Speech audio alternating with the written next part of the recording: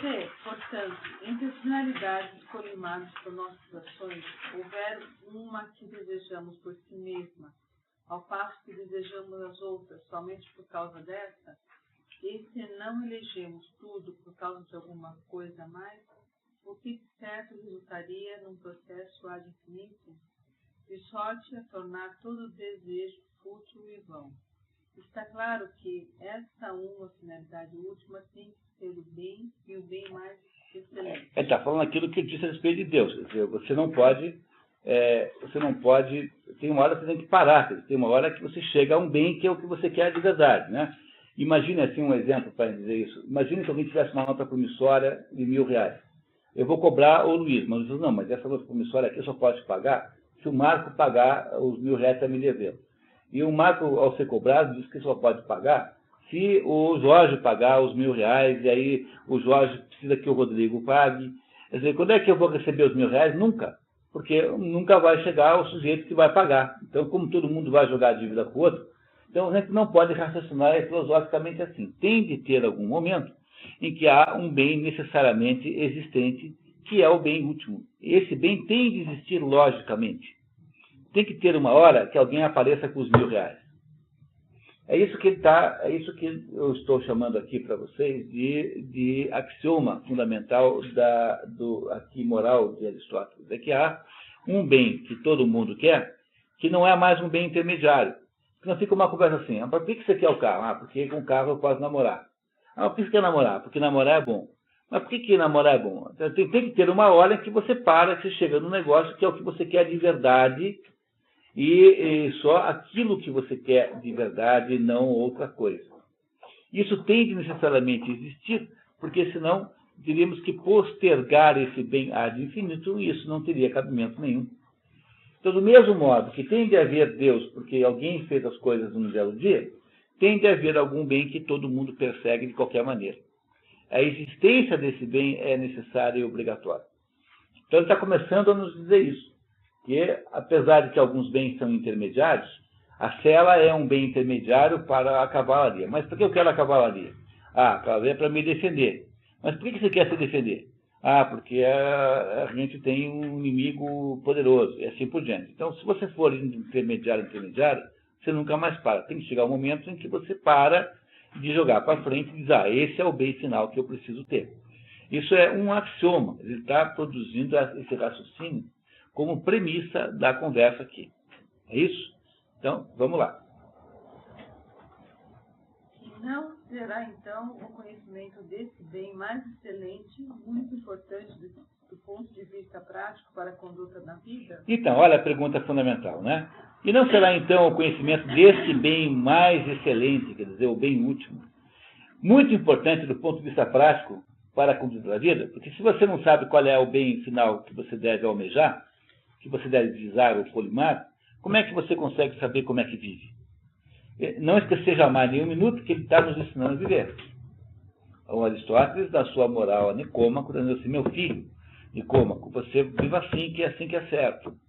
Então ele está dizendo que não dá para você, de fato, imaginar como será a sua vida, se você não for capaz de indicar no horizonte alguma coisa, algum bem a ser perseguido. Continuamos. Não nos tornará ele melhor capacitados para atingir o que é adequado, como aqueles que têm um alvo no qual mirar? Se assim for, temos que tentar determinar, ao menos em esboço, em que consiste exatamente esse bem mais excelente, e de qual das ciências teóricas ou práticas é ele o objeto. Ok? Está todo mundo acompanhando? Está bem claro, né? Muito bem, vamos lá. Seria assim de se concordar ter que ser ele o objeto da ciência entre todas, de maior autoridade, uma ciência que fosse preeminentemente a ciência maior. E parece ser esta a ciência política. Lá embaixo? Pode ler. O leitor não deve estranhar que Aristóteles diga política e não ética. Para o estagirita é Aristóteles, que nasceu em Estagira. Para o estagirita, a ética, tratando da ação e do bem no âmbito do indivíduo, é apenas ciência prática, acessório subordinado à política. A ciência prática maior, na medida em que o ser humano é um animal político, é Em sua essência, e se atualiza. Atualiza quer dizer, se torna real. Realiza-se em ato Se atualiza. viva e necessariamente na vida, em sociedade e no Estado. O bem mais excelente, o nobre e o justo acabam por ser objetos da política e não da ética. Estado é polis, né? Está vendo ali escrito em grego, o pi começa com pi, ali polis. Polis é Estado. A tradução que está dando para Estado é original polis. Ontologicamente, um indivíduo isolado não existe, embora exista biologicamente e psicologicamente, determinando a necessidade da ética.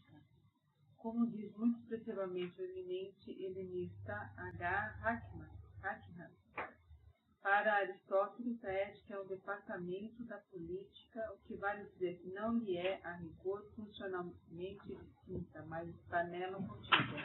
Então, agora, pessoal, ficou claro que a gente leu a política antes da ética. Porque a política de Aristóteles e a ética são a mesma coisa. Então, deixa eu ver se eu consigo explicar para vocês, porque isso é fundamental para entender o resto do livro.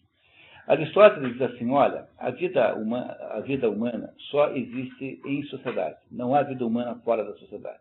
Isso é alguma coisa um pouco hoje em dia posta em dúvida, porque todo mundo é meio russoniano. Jean-Jacques Rousseau era um filósofo, não era um filósofo, né? Era um homem de ideias, um intelectual suíço, não era francês, era suíço, que inventou a tese do selvagem, né? do bom selvagem, que é a ideia de que os seres humanos nascem maravilhosamente bons, são todos bonzinhos e que a sociedade os estraga.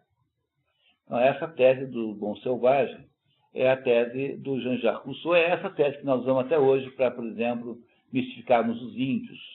Então, quantas vezes você não ouviu falar, os índios é que são a sociedade perfeita, porque eles não mentem.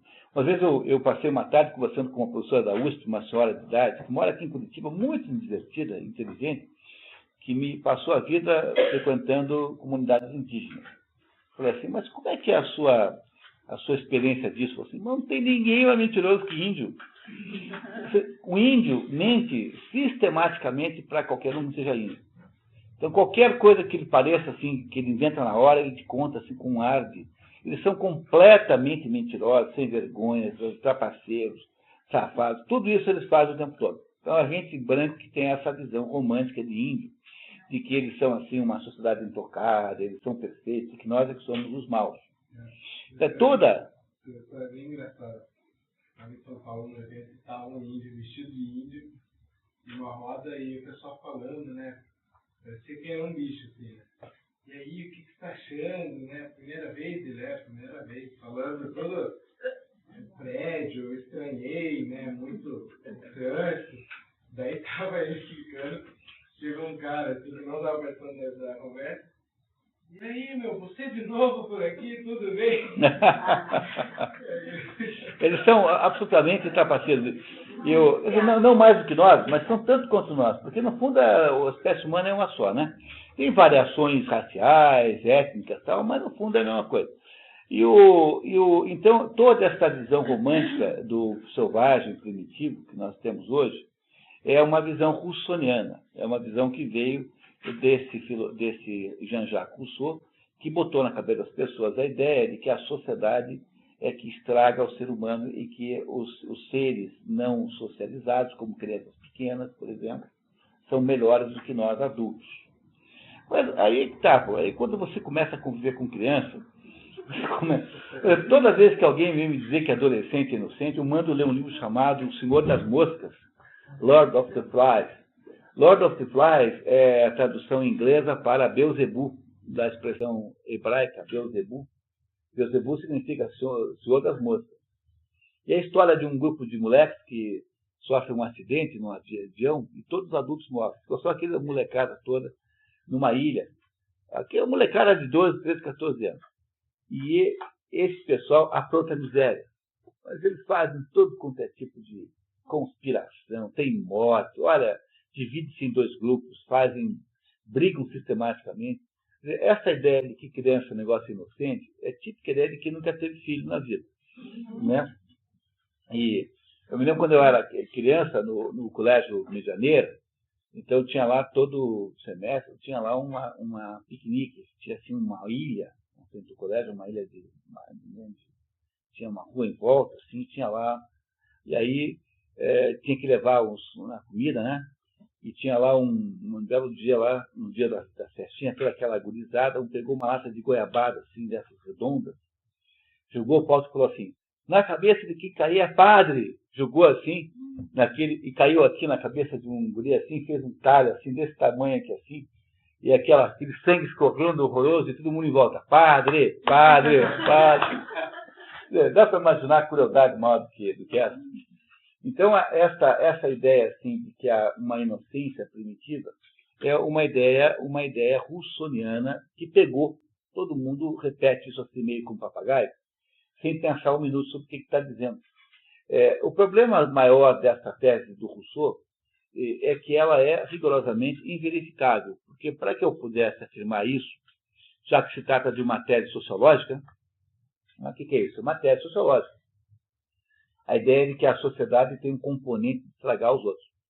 Então, é uma tese de sociologia, no fundo, né? E para que eu pudesse afirmar isso com essa garantia, eu teria de poder indicar algum ser humano que fosse o caso, quer dizer, que tivesse sido crescido sozinho e não tivesse, e fosse melhor do que os outros. Mas o problema é que isso não tem. Não existe ninguém assim, porque o Mowgli, por exemplo, ele não cresceu sem adultos, sem humanos, mas aqueles bichos todos lá se comportavam como humanos. E os casos raríssimos em que acontece isso, como o Kaspar Hauser, o sujeito fica lá feito um animal. Assim. Então, o ser humano, para Aristóteles, só existe socialmente falando. Então, é o que está escrito aqui. Veja bem, embora você possa existir biologicamente individualizado, ontologicamente falando, sob o ponto de vista da natureza humana, só existimos em sociedade. É por isso que o Aristóteles é quem mata o dilema lá do Alceste no Misantropo,